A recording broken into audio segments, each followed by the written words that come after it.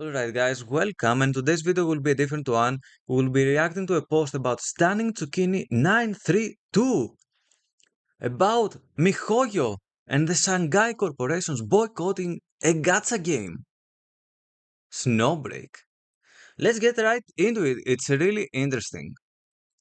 Snowbreak succeeded in surviving end of service, but the real challenge has just begun.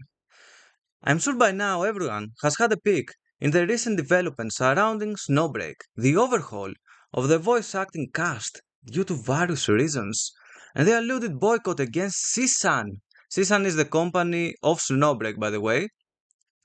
Boycott against Seasun by the Shanghai consortium consisting of large Shanghai based gaming companies like Mihoyo, Sunborn, AISNO, who forbid any voice actor working on any of their projects from voice acting for Snowbreak.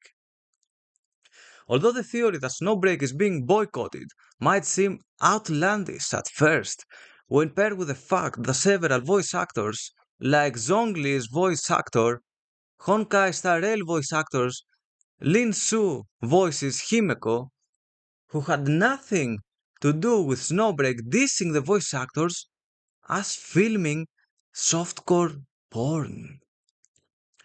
Never mind themselves actually did voice acting for actual softcore porn. Damn. And the fact that they were all linked to Mihoyo or some other Shanghai based developer or voice acting company, it suddenly doesn't seem that outlandish. But today I'm not here to argue about the credence of the Shanghai Corporation boycott. Instead, I'm going to talk about why the Shanghai based developers have a reason to hate Seasun and Snowbreak and what this means for Snowbreak going forward. So let's pause right here. What this is saying up until this point is that Shanghai gaming companies, Mihoyo, Sunborn, AISNO, and others, and their voice actors that are closely working with them, are dissing Snowbreak and their voice actors as filming softcore porn while they themselves actually voice acted softcore porn. It's so interesting. Let's see if there is any proof about this further down the post and what else we can find out. As all snowbros around the world know, Snowbreak has always been the subject of ridicule for various reasons. In the West, it's ridiculed for being too sexy and objectifying. In Asia, it is ridiculed for having a fanbase that is too loud and overly demanding, with criticisms like this primarily coming from other fanbases like Genshin, Honkai Star Rail, PTN. I don't know what PTN is. The second criticism is what I'll be talking about. At first, it might seem strange why they would think being overly demanding towards developers is a bad thing, considering that this is the right of every consumer. Yes, this is the right of every consumer, and yes, Mihoyo and games like this are overly stingy and they don't care about the player base. This is a common knowledge. But keep in mind that the fan bases of certain gacha games, with the three mentioned being the worst offenders, have been conditioned to think in the developer's shoes instead of their own. Basically, any decision the company makes is either always right or because of difficulty, even if it is self censoring characters or lowering the guarantee rate, forcing people to fork out more money, or just flat out ignoring players' complaints. For years, the Shanghai Corporation games have used this model of raking in more people through the idolization of the voice actors. Yes, this is a common knowledge in China and Japan. People idolize the voice actors, that's why they put so much emphasis in those. And wide collaboration with content creators while simultaneously conditioning their fan base that it was normal to self-censor characters or ignore players and that players should be beholden to the developers' whims even though they were the ones paying for the game. And because of their large size, even though some of their fan base felt dissatisfied, They could see no better option elsewhere and therefore just convince themselves that this is normal. Kind of like how Facebook, YouTube are right now. People might not like it because of the data security concerns and the monetization of videos and posts, but being the biggest content sharing platforms, there simply wasn't any alternative to them before TikTok's arrival. So what this is saying right here is that the Shanghai Corporation games like Mihoyo are overly stingy and they condition their player base to take their side and make excuses for them, even though they don't listen to their player base and even though they share heavy monetization tactics to fork out more money. And another thing that the original poster forgot to say is that these games, even though the player base is dissatisfied, even though players are quitting the game, they are so large and they cater for new player bases. They always trying to put new players into the game and promote the customer lifetime cycle instead of caring about the long time player base and they just let them go. And finally, they're saying that this is a monopoly and that the Shanghai Corporation companies have no alternative because they are so large and they can get away with it. Moving further down, this is where it gets spicy. Then Snowbreak came along. At first, they were just like Hoyo and the Shanghai Corporation companies, but without the enormous size and the money. They were just one of the companies who tried to imitate the Hoyo route because it looked like to be a profitable route, which, needless to say, brought them close to end of service. And yes, this is the story about Snowbreak. It was close to end of service. At this point of time, Hoyo and the other Shanghai Corporation, the evil Shanghai Corporation, didn't care about them because they weren't doing anything out of the ordinary and they simply weren't a threat. That changed when Snowbreak changed their image and started leaning heavily into the harem and fan service route, which attracted more players to its side and made the Shanghai Corporation feel that they were challenged. Were you expecting me to say that? The Shanghai Corporation, this massive evil corporation being challenged. While this is what most people would notice, this is only surface level reasons for the Shanghai Corporation to feel threatened.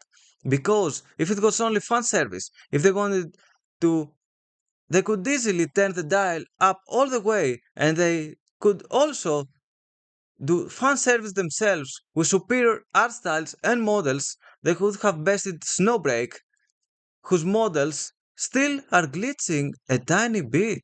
Interesting. Original posting putting some criticism to Snowbreak as well here. Keyword right there is if they wanted to, but they don't want to because they don't care about their player base. What really makes MiHoYo and the Shanghai Corporation developers afraid of Snowbreak isn't the fan service. It's the service attitude and their eagerness to listen to their player base. It goes against everything the Shanghai corporations did to theirs, and the results of this contrast were clear. They lost a good number of their players to this game that looked like it was about to be end of service a month ago, especially Sunborn with the GFL2 controversy. I don't know about the controversy, but I will look into it and make another video. Let's look at this section. What this is saying right here is that the Shanghai Corporation is not threatened about the fan service of Snowbreak, but it is threatened about the Snowbreak willingness to cater to their fan base and listen to their fan base because it goes against the conditioning that the Shanghai corporations are doing against their own players. Basically, it's threatening their business model. That's why they are trying to boycott Snowbreak. Snowbreak has adopted a problem-solving approach, a customer-oriented business plan, and they are threatened by it because they never are close to their player base, and their conditioning of them is in danger. It did disorientate them for a while, but now they recovered and started to attack Snowbreak and the voice actors affiliated with them for being too fan servicey. which by the way is just a smokescreen, kind of like how Facebook and YouTube were attacking TikTok for their Chinese links, when they really were afraid was TikTok's model of short videos and online shops, which were directly challenging their traditional modernization business based on postings and ad traffic. Let me clarify here. Basically, TikTok with the short videos had a different ad revenue than YouTube and Facebook because Facebook was resulting in long form videos and many instances of ad traffic during those videos. And that was evident later when YouTube was forced to add the YouTube Shorts to combat this development. Will the Shanghai Corporation react in a similar manner? Let's see. Usually, doing something differently is not what threatens the powers that be. It is doing something differently and prospering because of it that threatens them. It is so that Facebook and YouTube, and it is also the same with Hoyo and the Shanghai based corporations, and once they realize the potential of the challenger, they won't stop and undermining them until their challenger gives up. Will it cost MiHoYo and the other Shanghai-based game developers a lot? Possibly. But they cannot risk Snowbreak, setting an example for other gaming companies to improve their service attitudes. It would be the domino theory all over again, which is why they will go all out to prevent another gacha game that has good service attitude from becoming mainstream. Will it cost Seasun and Snowbreak a lot to fight back? Yes, but it would cost them even more if they gave up. They would lose their player base's trust, and if their competitor's attitude is anything to go by, they will only be left alone if they surrender and follow the old model again, which will lose them the player base financial support, which is more fatal than anything.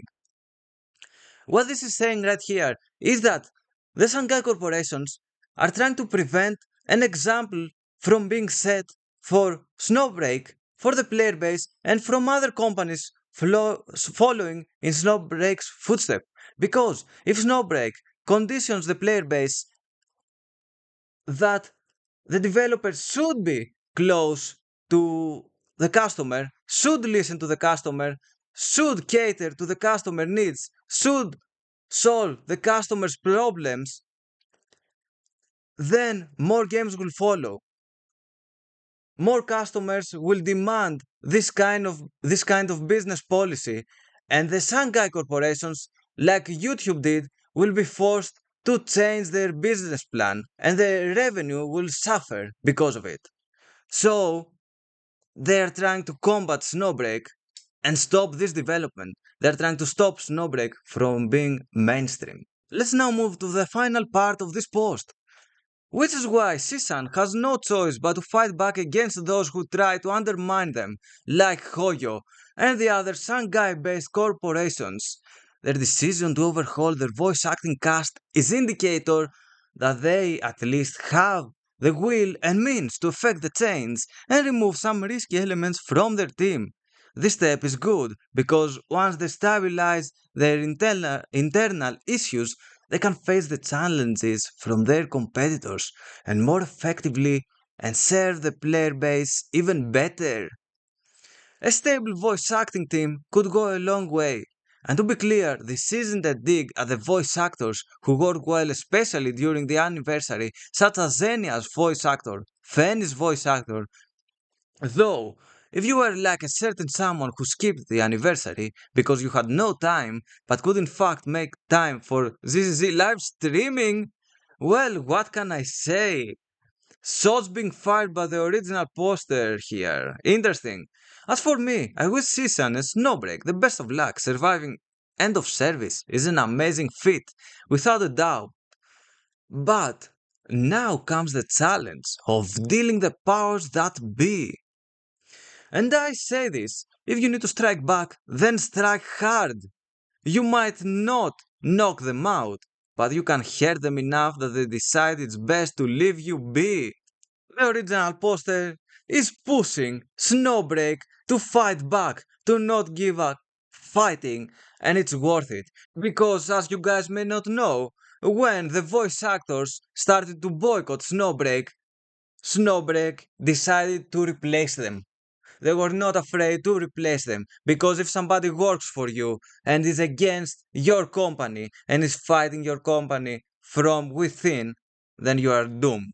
So Snowbreak is trying to replace those voice actors, and they are hiring reliable, loyal, new voice acting cast, giving new employer opportunities, new job openings, basically, to new voice actors to establish themselves in this growing game. Snowbreak has a massive growth the last 2 months, and it will keep growing like this as long as they make business decisions for financial and business stability. And to conclude this video, let's look at some of the comments. Deep Shock says, I'd like to add some information about the recent revelations regarding Zhongli's voice actor Peng Bo in the CV incident. He's not only made defamatory remarks against Snowbreak, but after we dug up his personal account on Chihu, we CN players also found his attacks on Wuthering Waves Kuro games and ZZZ Mihoyo itself. His criticisms mainly targeted character Ziyan and the new CVs of ZZZ. Quite an interesting development. Another comment right here by Remote Importance. Thanks a lot for the insight, blah blah blah. I also think the fan service is not the real reason this happened, because Snowbreak's level of fan service is actually not that high if you compare to Azure Lane. Nikke.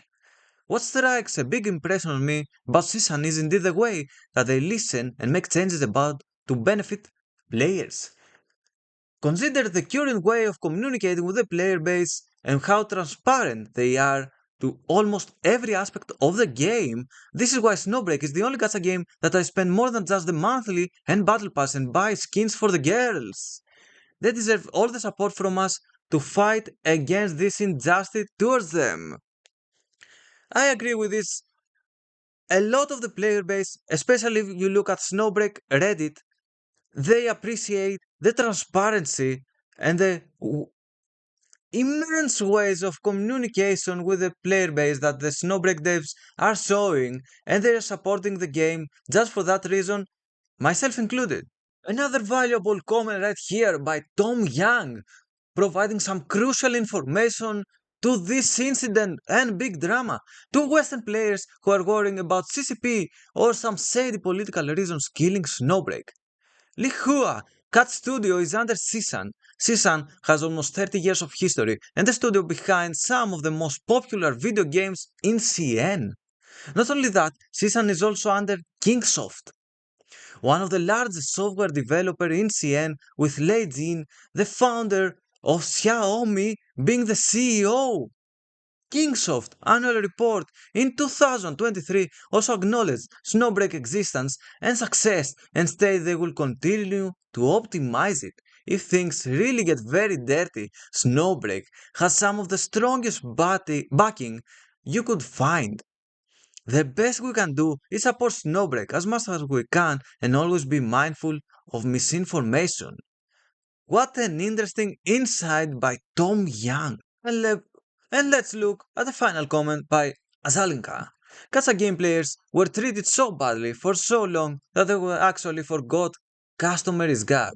Or customer is always right. I'm sure you've heard that. Basically brainwashed by corporations. Snowbreak is not a threat. The trend it's creating is. Thanks Snowbros, we're actually doing something like a revolution in the gacha game industry. This is true that Mihoyo and the Shanghai Corporations have forgotten about the customer is always right. And they pushed their agendas for so long, and now alternatives like Snowbreak, Wuthering Waves, and even more games, Azure Premieria, even the NTE, Neverness to Everness, listening to their player base already and trying to develop an amazing game. Maybe the Shanghai evil corporations have to change their evil ways soon. But guys, that is it for me for this video. If you enjoyed videos like this and reactions like this, Tell me in the comment section below and I will do more videos like this. Like, subscribe, I'm trying to hit 500 subscribers and I will do a giveaway as well. 500 subscribers towards the end of the month, guys. Do your part. Gacha Godfather out.